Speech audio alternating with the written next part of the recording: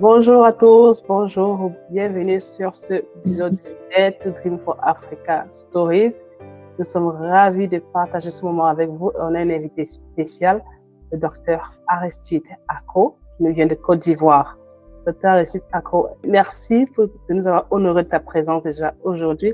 Et nous sommes ravis de pouvoir échanger avec toi. Ben, moi aussi. En tout cas, merci pour l'invitation et j'en suis tout honoré. Super. Donc, avant qu'on commence dans le vif du sujet, je vais faire ce qu'on appelle le brise-glace. D'accord. Tu vas choisir des questions, un chiffre entre 1 et 10 et tu auras une question à chaque fois. 7, le chiffre 7. D'accord, le chiffre 7. Quelle est la chanson qui te met toujours de bonne humeur et qui te rend prêt pour relever un défi? Oula. En termes de chansons. Bien, en termes de chansons, je suis plus féru de musique instrumentale classique.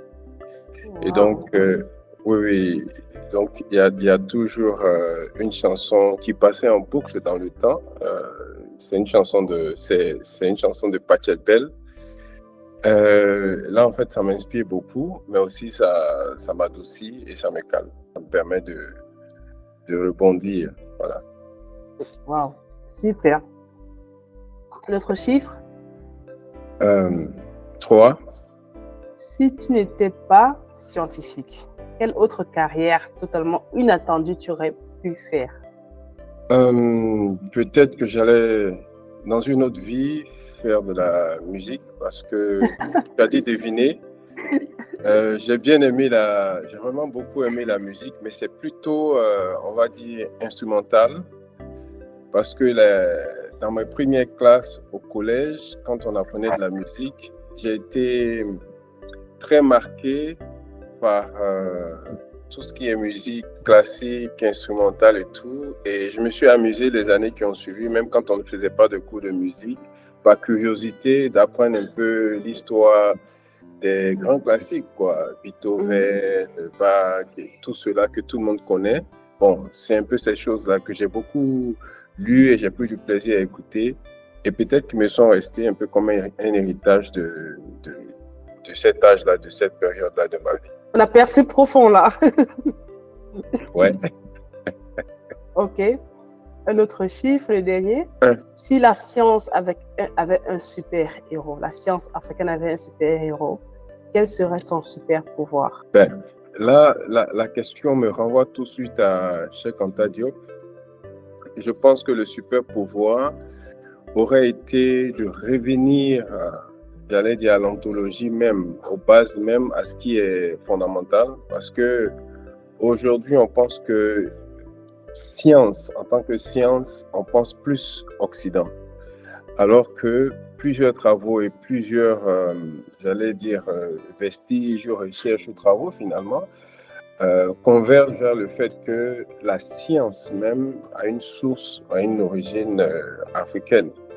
Donc c'est vrai, on est allé apprendre ailleurs, mais ça n'empêche pas de chercher nos origines, que ce soit dans les mathématiques, dans l'astronomie, dans toutes ces sciences aujourd'hui, la géométrie, toutes ces sciences qui nous ont été enseignées comme sciences occidentales, ben, il faut revenir aux sources et à partir de là, ben, la jeunesse africaine ou l'Afrique en général peut se lancer, quoi, peut se retrouver parce que on est toujours, en tout cas en Afrique, en train de se chercher en guillemets en matière de sciences. Alors qu'il y a une source, j'allais dire intarissable. J'allais dire, j'invite tous les Africains, les scientifiques à revisiter au moins les travaux de Cheikh Anta Diop, bon, que j'ai lus au passage. Peut-être qu'ils ne sont pas les seuls, il doit en avoir plusieurs, mais au moins ça, je pense que c'est la source, au moins c'est un départ. Apprendre à connaître qui nous sommes, d'où nous venons, c'est notre devoir au moins, parce que ça c'est une grosse richesse, je pense. C'est notre devoir au moins de comprendre cela avec un esprit bien sûr critique, et puis essayer d'avoir son opinion et puis d'avancer. Magnifique, Aristide. Merci beaucoup pour cela. Aristide Ako, c'est qui? Oui, Dr Aristide Ako, c'est quelqu'un qui a aimé d'abord beaucoup aimé ce qu'on appelle aujourd'hui la génomique, mais au moment où je m'orientais en génétique, je ne savais pas en fait de quoi est-ce qu'il s'agissait au fond. J'avais plus un regard interrogateur sur le projet PGH, projet de séquençage du génome entier. À l'époque, j'étais en première ou deuxième année déjà à la fac. Mais je me suis dit, il faut que je m'oriente peut-être vers une branche comme la génétique pour comprendre un peu plus de quoi est-ce qu'il s'agit, de quoi est-ce qu'on parle, et puis quels sont les enjeux là-dedans. Je pense avec le recul, je pense peut-être plus les enjeux bioéthiques qui me posaient beaucoup de questions et puis qui me mettaient mal à l'aise. Alors après ma deuxième année, j'ai décidé de faire de la génétique. Je suis resté jusqu'à ma thèse, donc j'ai soutenu une thèse, on parle de thèse unique ici, c'est un doctorat d'université, donc en génétique. Et puis, je suis parti à l'Institut Pasteur, j'ai été affecté à l'Institut Pasteur. Mais entre-temps, déjà, pendant ma thèse, je me suis beaucoup déplacé, j'ai effectué beaucoup de voyages qui m'ont beaucoup appris. Mais j'avais ici au niveau d'Abidjan déjà une connexion avec l'Institut Pasteur. Donc tout de suite, je suis entré dans l'équipe du département de parasitologie mycologie qui m'a adopté très tôt. Je parle même de quelques stages que je faisais comme ça quand j'étais en première, deuxième année, troisième année de l'université.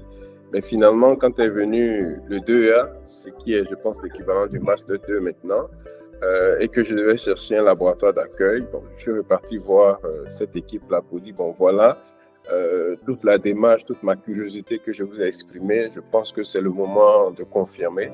Et on me demande un laboratoire d'accueil, ils ont tout de suite accepté.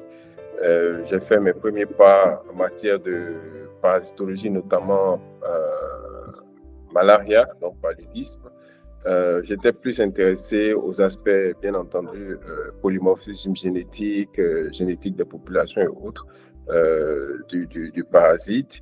Et j'étais en soi une grosse question pour mes patrons parce qu'ils se disaient qu'ils sont spécialistes du paludisme, mais ils n'avaient pas en son temps-là de compétences en génétique, on va dire ça comme ça. Donc, je suis allé plusieurs fois à l'université pour chercher, en fait, si vous voulez, ce point d'ancrage-là qui allait me faire, moi, être le pont entre la fac, donc la génétique, et puis le paludisme. Je n'ai pas trouvé un local et la même équipe, donc mes patrons de l'Institut Pasteur, m'ont connecté, en fait, à quelqu'un qui, vraiment, avait ces deux compétences-là et qui a su me coacher. Donc, j'ai appris. Et je suis revenu, j'ai appliqué ce que j'ai appris, enfin, j'ai essayé d'appliquer ce que j'ai appris, moi. Donc, c'était l'étude, c'était, si vous voulez, beaucoup plus épidémiologie moléculaire du paludisme, avec l'étude des marqueurs et autres. Mais après, j'avoue que j'avais un sentiment peut-être de façon naturelle, je ne sais pas, mais m'ouvrir vers ceux qui avaient besoin d'apprendre auprès de moi. Et les plus jeunes qui venaient vers moi, quand je peux, je leur donnais quelques astuces. J'intervenais dans le design de leurs sujets, de leur expérimentation. Beaucoup de ceux, en tout cas, qui sont passés à mon bureau à l'Institut Pasteur, m'ont dit que j'ai impacté, en tout cas, le design de leurs travaux, qui a été l'objet de leur thèse et tout. Donc, voilà un peu. Alors, donc, je suis resté à l'Institut Pasteur en tant qu'attaché de recherche, ensuite chargé de recherche. Et je prends beaucoup de plaisir, en tout cas, à faire ce que j'ai à faire. Peut-être qu'on reviendra sur les difficultés. Ce n'est pas exemple de difficultés, mais en tout cas, on me rappelle toujours, même quand je vais à des présentations, que je dégage une certaine passion. Donc ça, on me dit un peu les oreilles, on me dit, écoute, tu es trop passionné dans tes présentations, essaie d'adapter au public, etc., etc. Ça veut dire que j'ai encore beaucoup à apprendre de ce point de vue-là. Mais l'Institut Pasteur aussi m'a donné l'opportunité d'aller un peu plus loin que la simple génétique. J'ai appris mes premières classes de bioinformatique, ça a été à l'Institut Pasteur. J'ai été dans différents groupes qui ont été créés par l'intuition de Madame la directrice, le professeur Mireille Dosso, donc l'actuelle directrice d'ailleurs, le groupe informatique et bioinformatique dans le temps. Et après, j'ai été, donc, dans le cadre duquel j'ai eu à faire quelques formations, et non dans moins, je pense. En tout cas, c'était une grande chance pour moi à l'extérieur. Et par après, donc, bon, quand on apprend, il faut donner. Donc, l'autre impact, peut-être on reviendra là-dessus, ça a été vraiment de contribuer à la mise en place du laboratoire de génétique actuelle, de génomique, pardon, et de métagénomique. Et bon, voilà, je fais mon petit chemin comme ça. Donc, en gros, c'est ça, fac de sciences, PhD de génétique. Après cela, en tant que chercheur, je suis à l'Institut Pasteur. Donc, j'ai été attaché de recherche, je suis chargé de recherche. Bon, je suis en train de me battre maintenant pour passer au cadre suivant et j'espère que ça se fera. Ok. Voilà. Il faut qu'on rappelle à notre audience que tu es en Côte d'Ivoire actuellement. Oui. Et tu as fait toutes tes études en Côte d'Ivoire ou alors tu as eu à te déplacer pour aller dans un autre pays? Alors, comme je l'ai dit, donc j'ai fait toutes mes classes en Côte d'Ivoire, mais à partir de mon 3e cycle, pendant que j'étais à l'Institut Pasteur, l'Institut Pasteur m'a donné l'opportunité d'aller apprendre, donc faire des compléments. Moi, je considère que c'est des compléments d'information au cours d'ateliers, au cours de stages d'immersion, que ce soit au Kenya, Cambodge, Montevideo, enfin, voilà. Donc là, c'est, oui, j'ai même eu, j'ai eu une bourse qui s'appelle McNamara Fellowship. C'est une bourse, je crois, américaine qui m'a permis d'aller à Baltimore, à l'Université de Maryland, pour pouvoir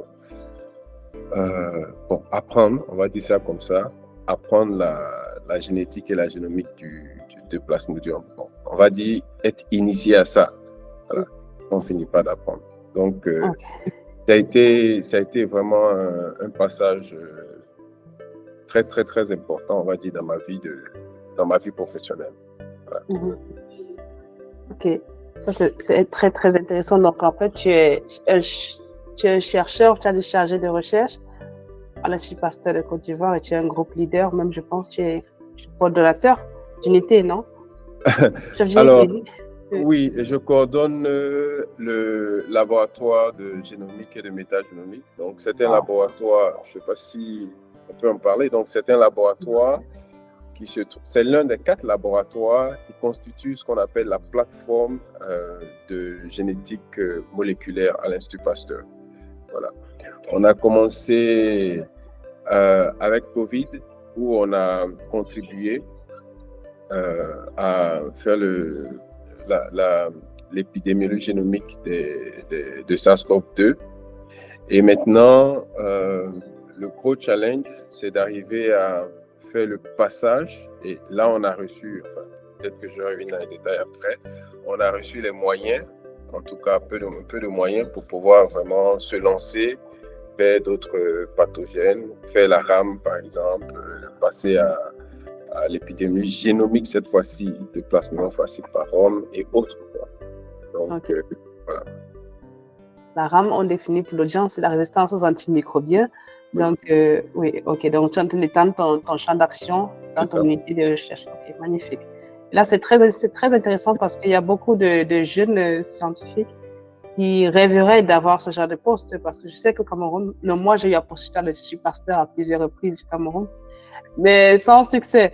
Donc, je sais que beaucoup de personnes essayent d'entrer dans ce genre d'institution quand on est en Afrique et on est scientifique, parce qu'on sait que c'est le top du top, en fait. C'est le sommet des sommets. Mais je pense que tu as comme quelque chose que les gens aimeraient avoir. Mais donc, de l'intérieur, tu vois des choses que les gens qui sont à l'extérieur ne voient pas. Et je serais bien intéressée de savoir ce que toi, tu vois à l'intérieur qui pourrait conseiller les autres, me dire que c'est bien, mais chercher aussi à côté, par exemple. Donc, en gros, les challenges, les difficultés que tu rencontres dans ton métier tous les jours. Ouais. Oui, c'est vrai.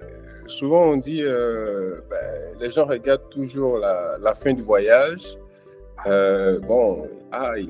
Il coordonne une petite équipe, etc.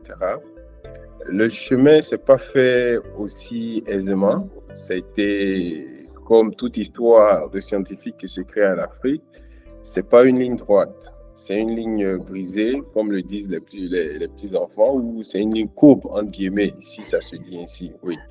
Donc, c'est fait de challenge. Souvent, c'est fait, je vais pas dire de désespoir aussi, parce qu'on arrive à des moments où on a l'impression d'être seul à comprendre ce qu'on veut faire, et autour de soi, il n'y a pas vraiment, tu vois, ça n'accroche pas.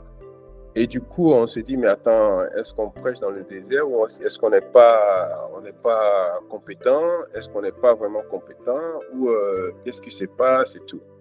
En fait, c'est parce qu'on n'a pas ce qu'on peut appeler maintenant le bon mentorship ou un bon coach pour nous orienter ou pour nous accompagner dans la voie qui nous permette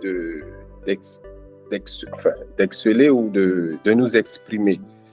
Et ça, souvent, ça manque aux jeunes chercheurs, mais aux chercheurs en mid-career, en milieu de carrière, peut-être, on va dire. Voilà.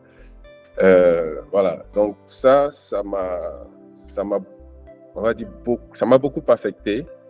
Mais heureusement d'ailleurs, peut-être on en parlera parce que j'ai bien aimé quand tu m'as dit parler des personnes qui nous ont aidés. Donc il y en a une au moins, sinon il y a plusieurs. Hein. Mais cette personne-là, je pense, m'a tendu la perche pour pouvoir faire ce que j'aime, ce que je fais. Et j'ai réalisé, après avoir fait une lecture intérieure, que, ah tiens, la bioinformatique qu'on fait maintenant, enfin ce qu'on appelle bioinformatique, ce vocable-là, c'est peut-être la question que je me posais sur le séquençage du génome humain et autres. Ben, évidemment, ça a été la bioinformatique à l'arrière. Entre-temps, j'ai pu faire dans d'autres domaines, d'autres secteurs, des cours de bioéthique, bioanthropologie. Donc, je pense avoir eu suffisamment de recul pour pouvoir comprendre que, ah tiens, c'est bizarre peut-être, mais je suis sur le chemin. Je suis en train de cueillir, entre guillemets, des réponses aux nombreuses questions que je me posais à mon entrée à la fac. Et donc, je pense que, bon, c'est passionnant, quoi, on va dire. Tout ça. J'ai compris en gros quelque chose, mais je pense que tu as un peu fui comme les politiciens. C'est pas grave, c'est pas grave. En gros, tu as dit que parfois tu te sens incompris parce que tu as une vision qui te semble peut-être assez grande, mais dans ton environnement, tu n'as pas forcément le soutien pour t'aider à accomplir la vision. Et dans ce cas-là, tu te sens un peu parfois déprimé, tu tombes dans une certaine dépression qui te perturbe beaucoup en tant qu'individu, en tant que scientifique qui aimerait avoir un impact dans la communauté. Et tu as dit qu'il manque beaucoup de mentors. Il en manque peut-être pas, peut-être il n'y en a pas assez, ou alors tu n'en as pas trouvé assez. Tu penses que beaucoup d'autres jeunes souffrent du manque de mentors pour les recadrer, pour les accompagner, pour les aider à accomplir leur mission à eux. Parce que le problème, c'est que tu as une mission qui te semble peut-être un peu plus élevée que celle dans laquelle ton institution se trouve, ou qui n'est pas au bon timing de celle de ton institution, et après, tu n'arrives pas forcément à trouver les moyens pour implémenter ta mission au moment que toi tu veux. Parce que c'est aussi ça. Ouais. Parce que, je veux dire, si tu me permets, de renchérir. Bon, je ne vais pas faire les prétentieux pour dire que je veux hisser mon institution, tu vois, un peu, machin.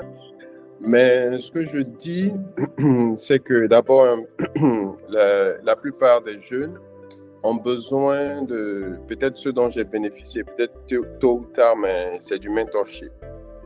C'est vrai qu'on va dire, pour le master, il faut se faire encadrer et tout. Mais le mentorship, tel que je le conçois et je pense tel qu'on le comprend, c'est pas juste pour passer un diplôme, voilà. C'est quelqu'un qui te suit dans tes premières classes, on va dire, en tout cas dans tes premières années, professionnelles ou pas, en tout cas ça dépend, mais qui te suit, j'allais dire à vie, jusqu'à ce que tu sois aussi professionnel, peut-être aussi professionnel que lui ou peut-être même meilleur que lui dans certains domaines. Donc ça court pas les rues et voilà. Et souvent quand quand j'ai l'opportunité vraiment d'aller dans des ateliers où on nous demande, où on me pose la question de savoir, mais que penses-tu qui doit être fait pour améliorer les travaux de recherche des chercheurs qui sont en milieu de carrière ou en début de carrière? Ben, c'est le réseautage et le mentorship. Moi, j'avais pas ces noms-là quand mes patrons, entre guillemets, me permettaient de faire des voyages. Mais ça, ils me disaient toujours va et puis fais-toi un bon carnet d'adresses. Bon, ça, ce n'est rien que du réseautage. Voilà.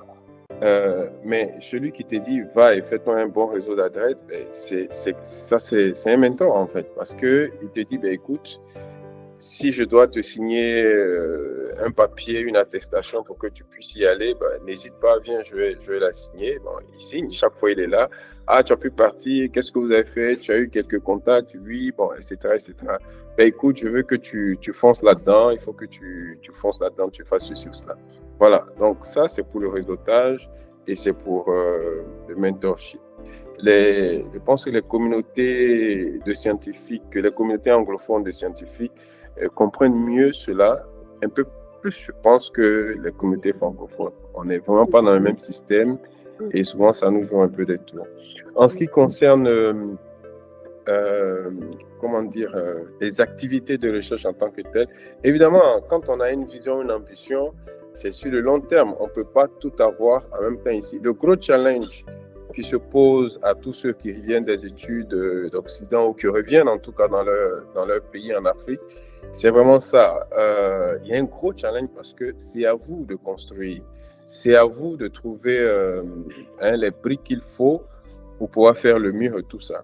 Ailleurs, ben, ils ont eu du temps de monter les briques, ils ont eu du temps de monter les clôtures et tout. Les 4 murs sont là, le toit il est là, les équipements sont là. Et toi, tu viens et tu travailles. Tu viens juste avec ton cahier de paillage, tu as ta question de recherche et tu travailles. Mais ici, il y a un gros challenge. C'est-à-dire qu'il n'y a pas les 4 murs, il n'y a pas le toit. Souvent, il n'y a pas les équipements où il y en a très peu.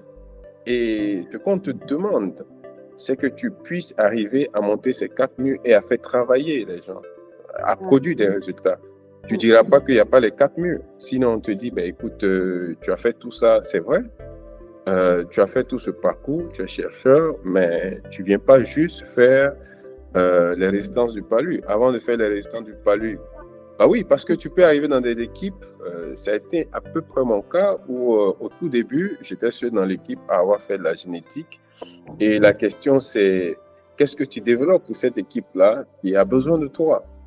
D'accord? Il faut arriver à trouver les bonnes questions de recherche, même si tu ne sais pas ce que c'est qu'une question de recherche, comme moi dans mon cas au tout début. Mais ils sont là, les coachs, les aînés, les patrons, pour t'aider dans ce sens-là. D'accord?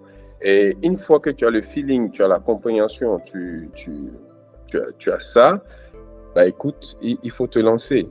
Bon, en tout cas, ce que je veux dire, c'est que tout dépend des niveaux, quoi. Parce qu'au tout début, évidemment, peut-être qu'on ne te demandera pas de mettre en place un laboratoire. On va te dire produit, ou aide les autres à produire. Parce qu'on te dit, mais écoute, si tu ne fais rien, et moi, on m'a tiré un peu les oreilles pour ça, si tu ne fais rien, ben, les plus jeunes, qu'est-ce qu'ils font? J'étais vraiment dans ma passion. On me dit, mais on m'a toujours reproché d'être dans une espèce de bulle. Bon, j'espère que je ne suis plus dans cette bulle-là. Et j'ai été sollicité, voilà, pour contribuer. Et ça m'a beaucoup aidé parce que ça m'a permis de sortir, entre guillemets, de moi-même. C'est-à-dire que tout ce que je nourrissais, tout ce que j'avais en moi comme un peu de capacité à faire ceci, à faire cela, on a pu le faire sortir pour donner en fait le laboratoire. Au-delà du laboratoire qui est une fierté, ben, je pense que c'est ce travail, cet exercice que j'ai réussi en collaboration avec les autres collègues chercheurs. C'est ce travail de sortir de moi-même pour exprimer un tant soit peu ce feu, cette passion, cette flamme que j'avais en moi qui m'a sauvé, qui m'a beaucoup aidé. Et c'est un peu ça aussi le sens de la vie. À un moment donné, il faut se lancer. Voilà. Il y a forcément des difficultés, mais même dans le noir, il faut toujours trouver un peu de lumière pour avancer. Ok. C'est très intéressant. Tu reviens beaucoup sur ta passion, sur le feu qui brûle en toi et sur le fait d'être dans une bulle. Est-ce que tu peux nous dire exactement ce que c'est que ta passion, ce feu-là? Qu'est-ce qui t'animait déjà quand tu as fini tes études? Ben, écoute, je vais dire ça le plus simplement possible parce que je ne sais pas si Mhm. on peut résumer la passion en quelques mots parce que, voilà. En quelques mots, comme bon, on me voyait venir, quoi, parce que j'étais en train de finir mes études et tout. Et donc, plusieurs de mes enseignants et tout me disaient, ben, écoute, toi, tu viens à l'université pour enseigner ou tu restes à la fac et tout.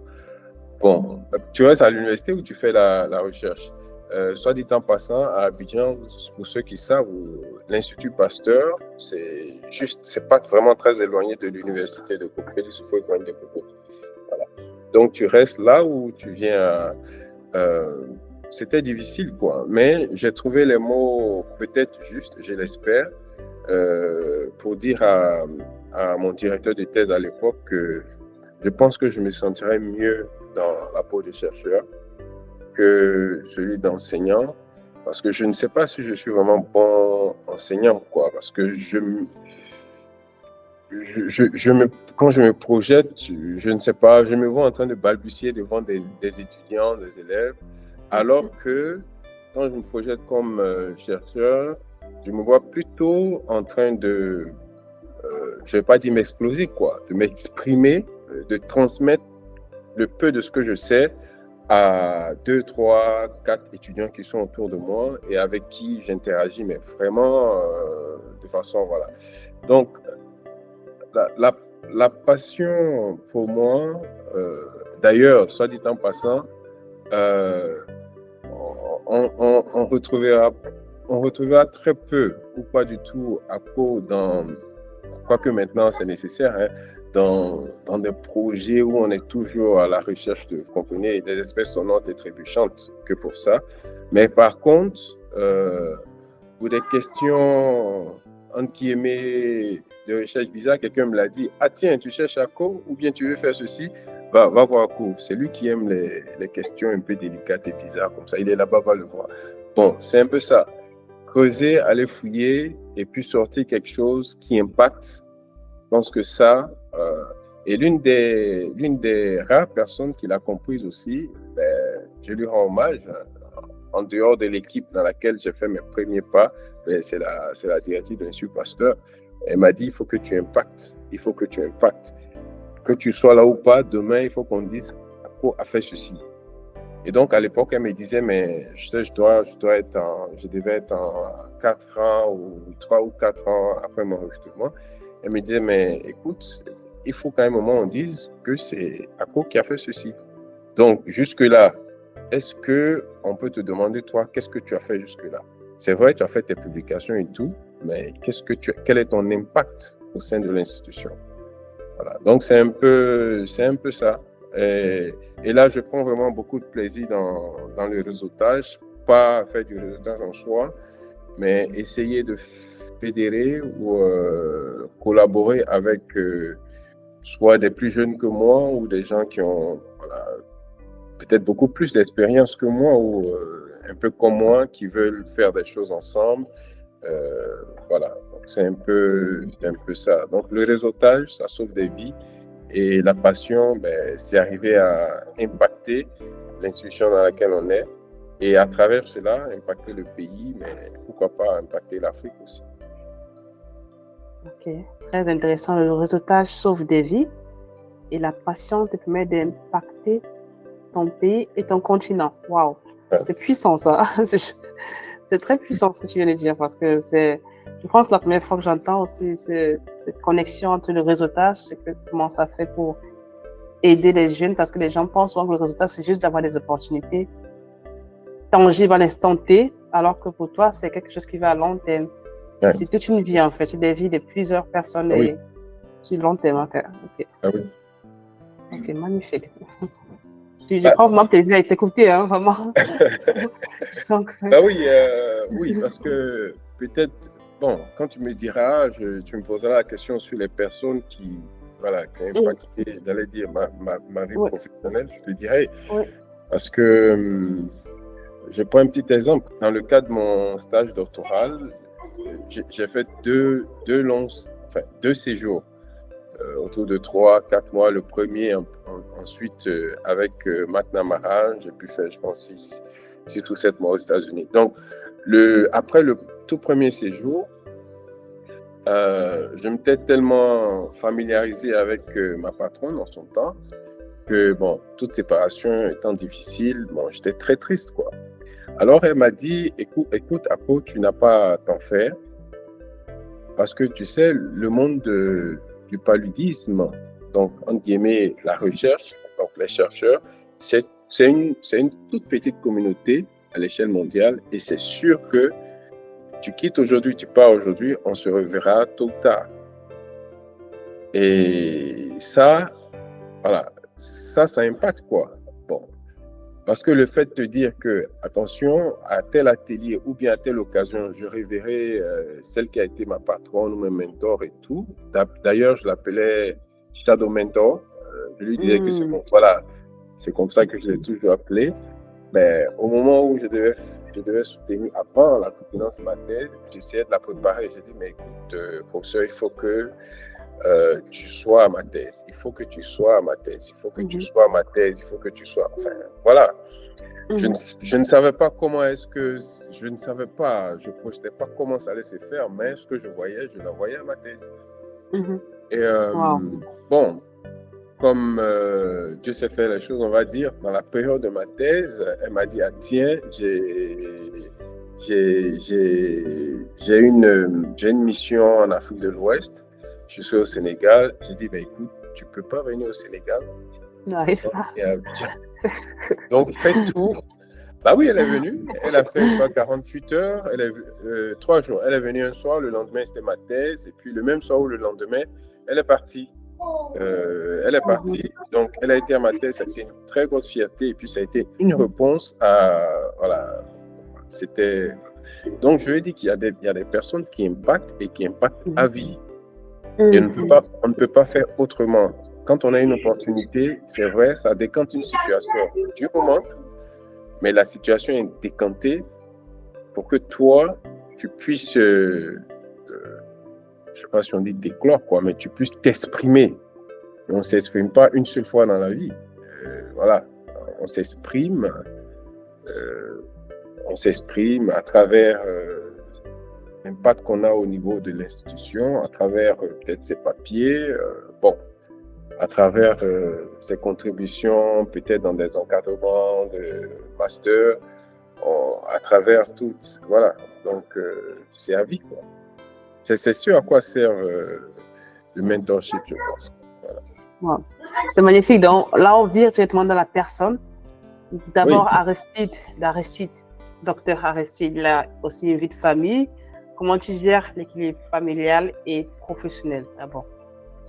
Ah ouais, ça a été difficile parce que je suis quelqu'un qui pourrait rester au labo tout le temps, vendredi, samedi, dimanche et tout, parce que, je m'excuse, mais quand on est passionné à ce point,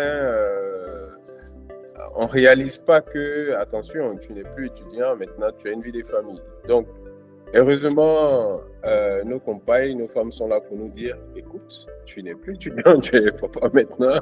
Donc, réorganise-toi pour que le samedi, le dimanche, soit pour ta famille ou les soirs quand tu arrives, soit pour tes enfants. C'est un passage obligé. On est obligé de s'organiser pour l'équilibre familial. Sinon, tu choisis la science pour perturber ta cellule familiale. Et la réaction en cascade, c'est que tu perturberas ta science et tu seras plus bon scientifique. Donc, on est obligé vraiment de se réorganiser pour faire la part des choses. Parce que les enfants, c'est vrai, tu es bon scientifique, tu vas au boulot et tout, mais quand tu arrives, il faut que tu sois bon père de famille. Et ça, souvent, j'ai failli dire, ça n'a rien à voir avec la science. C'est un boulot à part entière, être mère de famille, être père de famille. Oui, parce que il y a plusieurs histoires. On peut être très bon scientifique, Si en tout cas on ne s'est pas totalement consacré à la science au point de ne pas avoir de vie de famille, considérer la science comme un sacerdoce, parce que ça, il y a certains qui le font. Si on a décidé de faire science et d'avoir une vie de famille, donc à un moment donné, il faut chercher à être vraiment équilibré. Parce qu'il y a des gens qui sont scientifiques, bons scientifiques d'ailleurs, mais qui ratent tout côté vie familiale. Et voilà. Après, je ne sais pas comment ils arrivent à tenir, mais je me dis, si tu n'as plus d'assises familiales solides, ça va te perturber, bon, au moins pour un bon moment, quoi, au point où tu seras plus productif et tout, à moins que tu fasses semblant d'eux, mais bon, ça, je ne sais pas comment on arrive à faire ça.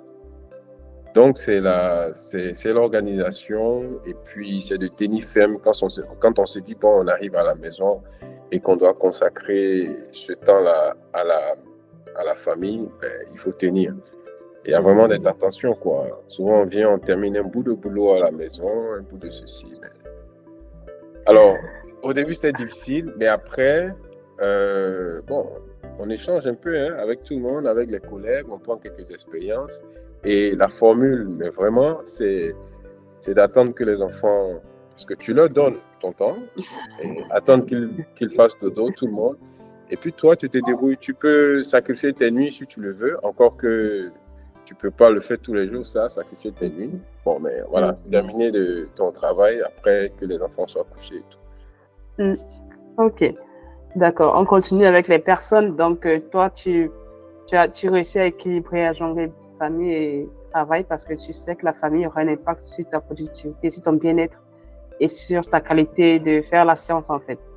Donc, tu essayes de modérer autant que tu peux. On essaie, oui, parce que c'est vrai que c'est plus facile à dire qu'à faire, mais bon, c'est bon d'avoir quand même ça comme référence. Je confirme. C'est pas évident, je confirme. C'est très intéressant. Et donc, à toi, alors, quelles sont tes valeurs? Il y a une panoplie de valeurs que tu as énoncées lorsqu'on a échangé.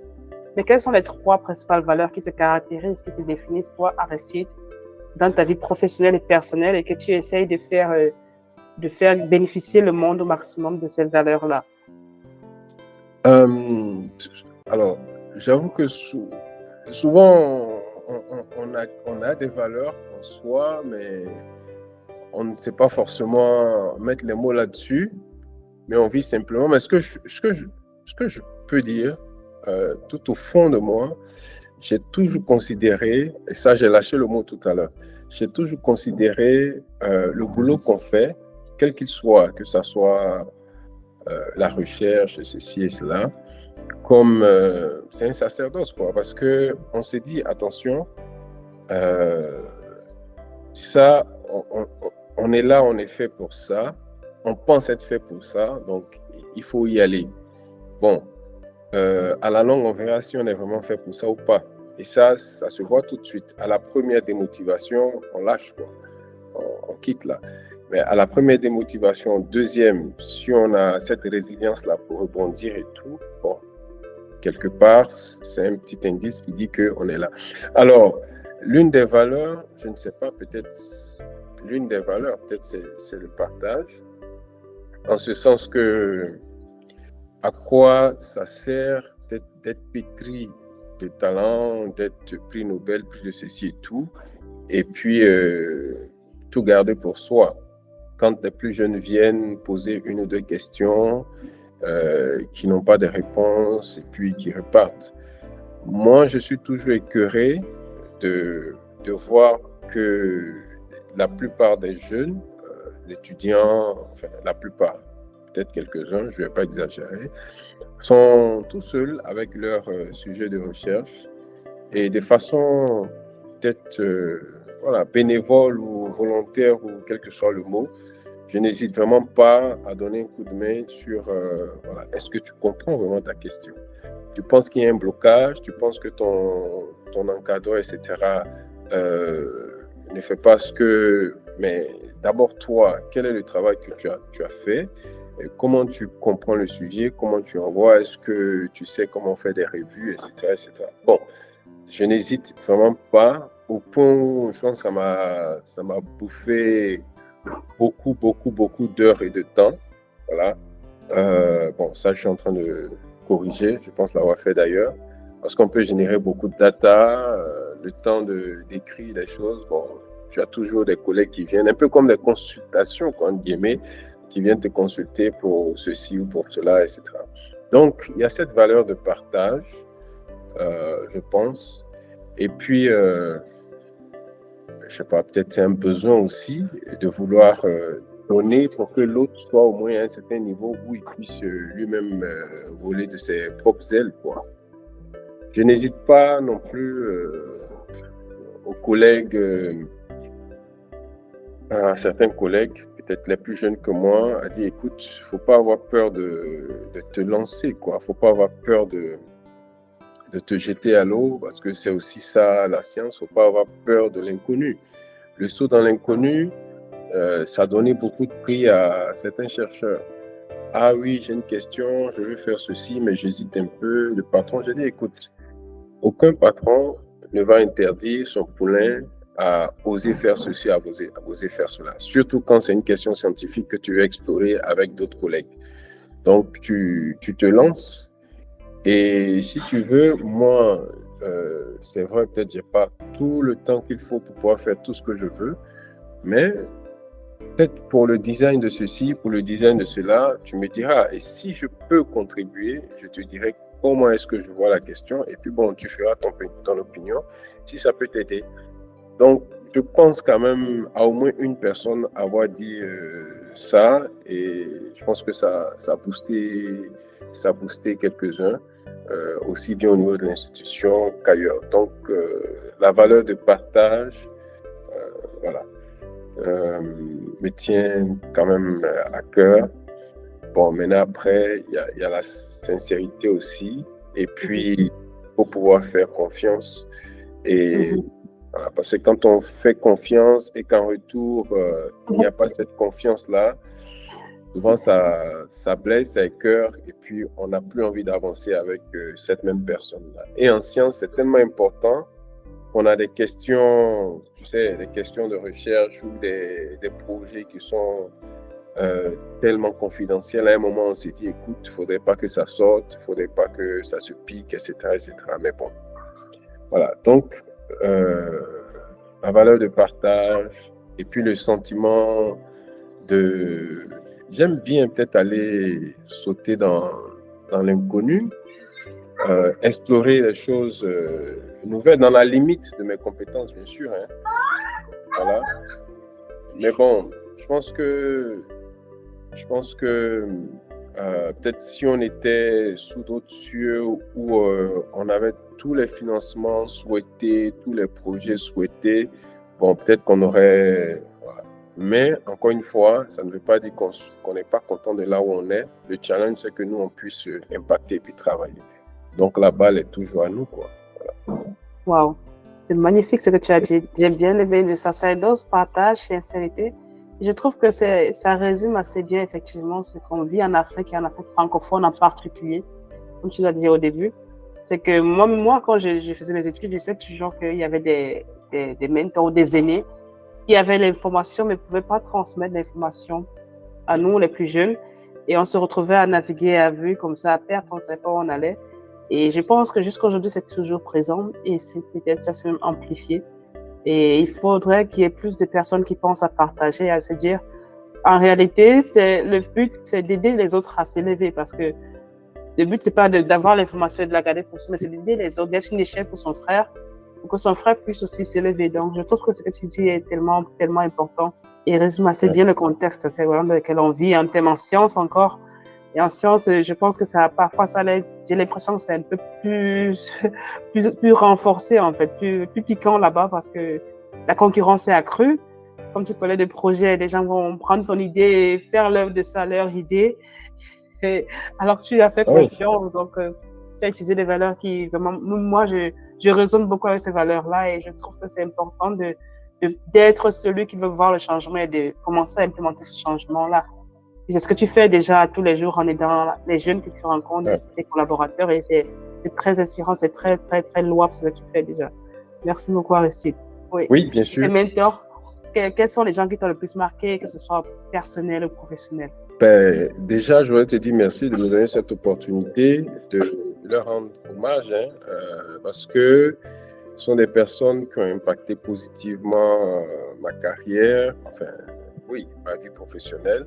Parce qu'au tout début, ben, moi, je prends toujours plaisir. Je crois que je l'ai écrit dans les remerciements, dans la page, dans ma thèse, là. Au tout début, c'est vrai, j'avais bien entendu cette passion parce qu'il y a cette flamme-là qui te permet de te lancer, de démarrer. Et puis, tu as quelqu'un qui te dit, oui, tu as la passion, tu démarres, mais passe par ici ou passe par là. Sinon, là, tu vas dans l'eau où tu vas. Donc, l'une des premières personnes, donc le docteur Louis Benali, qui est l'un des éminents paludologues, en tout cas en Côte d'Ivoire, qui est, moi je l'appelle toujours mon père en sciences, parce que c'est lui en fait qui m'a fait connaître, mais pas connaître connaissance intellectuelle, mais qui m'a fait vivre l'opportunité du réseautage à travers le voyage. Et je me souviens en fait que je commençais mon stage de 2A à l'Institut Pasteur. Le premier atelier le premier atelier de génomique, en fait, c'est lui. Il y avait Wellcome Trust qui organisait un atelier au Kenya. C'était sur Working with Pathogen Genomes, enfin, quelque chose comme ça, à Kemri. Et ouais, il a dit à son adjoint, écoute, voilà, demande à Co de participer à ça, donc il prépare le dossier et tout. Ben, moi, je ne savais pas ce que c'était les voyages pour les ateliers et tout. Donc, ils m'ont appelé tous les deux, ils m'ont dit, bon, il faut te préparer pour ça. Pardon. Donc, moi, j'ai fait tout ce qu'il fallait, les demandes, les lettres écrites et tout. Bon, d'abord, première des choses, il a été agréablement surpris quand il a vu mon test en anglais parce que c'était le tout premier, donc j'ai pris vraiment tout mon soin pour pouvoir écrire un test qui avait du sens et tout en anglais. Soit dit en passant, l'anglais, tu es obligé de faire l'anglais quand tu es en sciences. Bon, ça vraiment c'est la parenthèse. Donc à partir de ça, bon, j'ai pu vraiment aller à Kemri pour ce premier stage. Et quand je suis revenu, ils m'ont simplement dit, tu vois, quand tu fais 1, capitalise ce 1 là pour le second, capitalise ces 2 là pour le troisième. J'ai dit, voilà, ok, c'est bien noté. Et donc, ils m'encourageaient à me préparer pour tel atelier, donc prépare tes travaux, fais tel résumé de tes travaux, prépare tel abstract, ainsi de suite. Et puis bon, donc, Benali et son adjoint de l'époque, Dr. Touran André, qui est aujourd'hui mon chef de département d'ailleurs, moi, je voudrais vraiment leur dire un grand merci pour ce qu'ils ont été et ce qu'ils sont toujours dans ma vie professionnelle, surtout dans ce domaine de paludologie que je ne connaissais guère quand j'étais à l'université. Ensuite, j'avais parlé de pont tout à l'heure, parce que tu peux faire de la génétique, mais faire de l'amélioration des espèces, ressources animales, ressources végétales et tout, mais faire, par exemple, de la surveillance moléculaire avec les marqueurs, ça paraît simple, mais ce n'était pas donné à l'époque puisqu'on n'avait pas d'équipement en ce moment-là. Le séquenceur sanguin, on n'en avait pas, il fallait se déplacer. Ben, je suis allé chez le professeur Carol Sibley, qui est à l'Université de Washington, à Seattle, et dans le département des sciences du génome. Je suis allé là-bas, j'ai fait 3 mois environ avec elle. Et j'étais parti avec des questions, mais vraiment de génétique des populations, enfin des choses, voilà. Elle m'a dit simplement, mais écoute, Ako, ça ne te dit pas de regarder les marqueurs moléculaires. Avec ça, c'est sûr que tu vas impacter au moins la surveillance moléculaire une fois de retour au pays. C'est vrai, les questions que tu as sont de bonnes questions, mais à ce stade-là, je pense que ça, tu vas plus impacter, donc vas-y pour ça. Je n'ai pas trouvé d'inconvénient.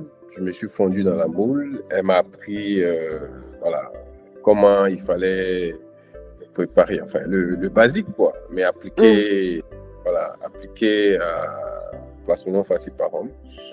Avec ça, je suis revenu, mais je n'avais pas pour autant terminé ma thèse. Et Il fallait que je parte pour terminer mes travaux de thèse. On n'avait pas ce qu'il fallait ici, comme plateau technique.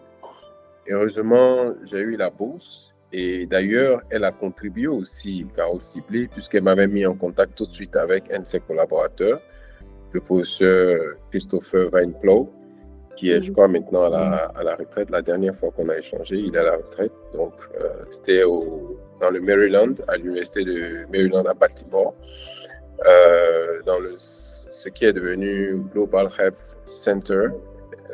Maintenant, avant c'était le CVD, Center of Vaccine Development, quelque chose comme ça. Donc, j'ai été avec cette grosse équipe, mais vraiment une grosse équipe qui intervient aussi bien dans les aspects de vaccins, développement de vaccins, dans les aspects de malaria vecteur, dans les aspects sur Plasmodium, enfin, tout ça. Mais moi, c'est vrai, on parlait palu, je ne savais pas que le palu n'était pas aussi simple. Donc, ça m'a permis, mais vraiment, ça a ouvert, j'allais dire, voilà, mon intelligence à tous ces domaines, à toutes ces questions.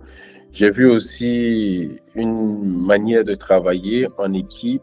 Il fallait faire des journal clubs, il fallait faire des staffs et tout. Je me souviens, et ça, toujours j'en rigole.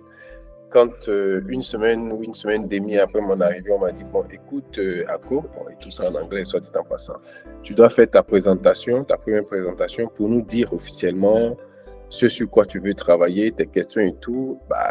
Moi, j'ai dit à Léo Kenfik, en son temps, le responsable du labo, je fais ça en français ou je fais en anglais? Il m'a regardé, il m'a dit, tu sais, à quoi personne ne parle français ici? J'ai dit, bon, ok. Donc, c'est bien parti là. Écoute, c'était l'une des premières fois, après le temps que j'ai passé avec Carole, où je devais mettre mon anglais à rude épreuve, au milieu d'anglophones, mais vraiment des Américains, et puis parler science. Donc, voilà, je pense que j'ai pas été pas mal. J'ai essayé de faire passer mes idées, on a échangé, et puis bon, c'était parti. Donc, de Carole, il y a eu Christopher, et puis après, il y a eu le professeur Dosso Mireille elle-même, elle n'est pas que directrice de l'Institut Pasteur, mais à côté de cela, elle m'a donné l'opportunité de pouvoir m'exprimer, je vais dire ça comme ça, le plus simplement. Parce que vous pouvez tous être recrutés dans une institution, mais on va vous demander d'être productif, sans forcément se soucier de quels sont tes blocages, qu'est-ce qui t'empêche d'avancer, qu'est-ce que ceci et tout ça. Et je me souviens qu'elle m'a fait asseoir une fois en me posant la question, mais bon, je pense qu'elle a envoyé la discussion tellement simplement, comme une bonne maman, parce que je crois qu'elle essayait de me comprendre, de pouvoir me faire des propositions. Et ensuite, elle m'a fait des propositions, je pense, sur la base de mes passions.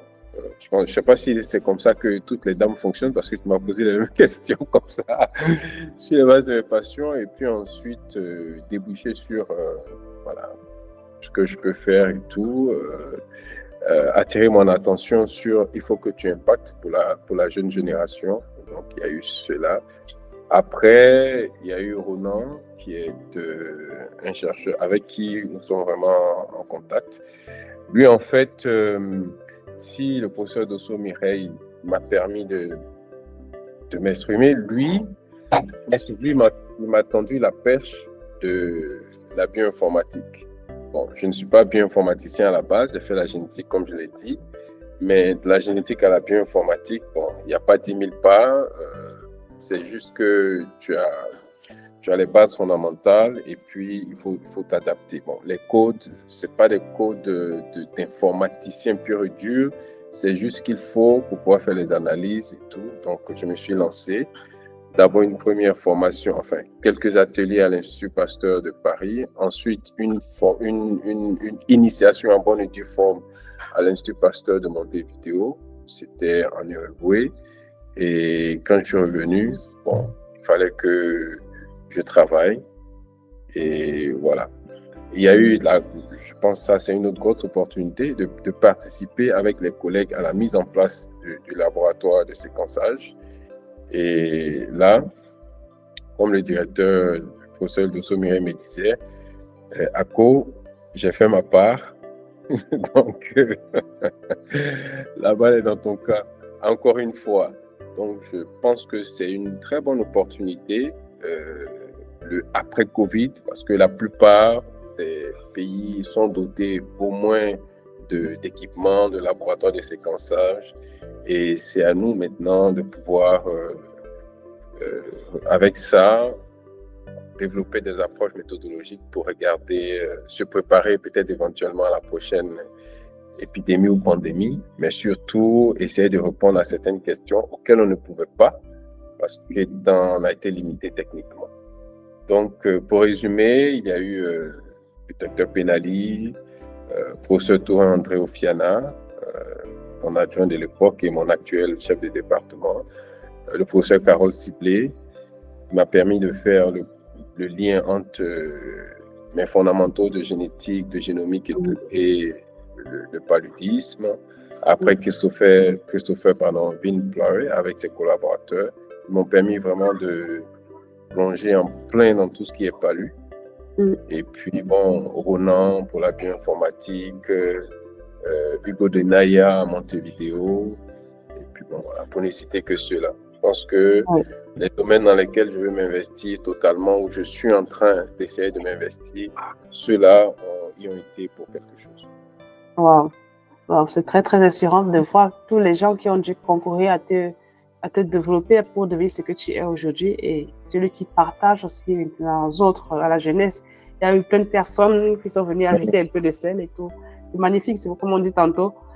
Il faut tout un village pour élever un enfant, c'est très beau. Et en plus, j'ai oublié d'autres personnes. Donc, aujourd'hui, peut-être juste rapidement, aujourd'hui, la chance que les plus jeunes ont, moi, je n'hésitais pas à leur faire remarquer. Moi, j'ai payé des millions et...